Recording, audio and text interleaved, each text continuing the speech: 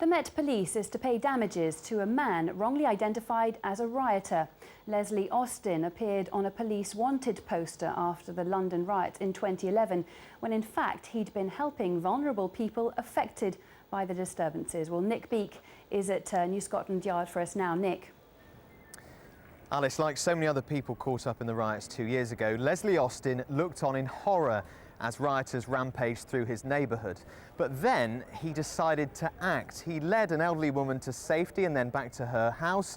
He assisted a bus driver whose bus had come under attack. And when he spotted a woman and a baby trapped in a building next to a burning car, he went to help them too. He was described in court today as a Good Samaritan. He's a 49-year-old housing officer who works in Hackney.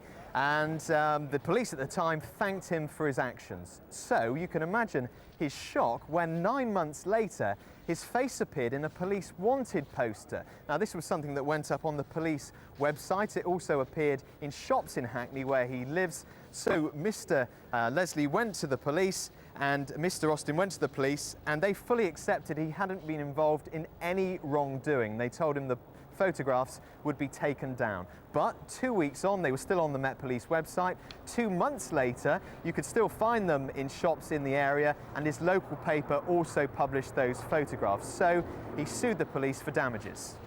And Nick, what has the Met had to say today?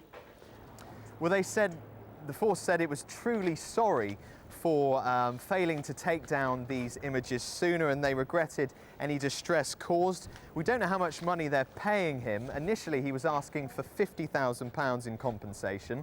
I had a quick chat earlier on with Mr. Austin today. He said all of this had been a nightmare. He said, in all walks of life, people make errors, but this was a very serious one. And they were given the opportunity to remove the image without me taking legal action, but they did not do so. He said, Alice, he wants to get his life back now. Nick from Scotland Yard, thanks very much. Still to come.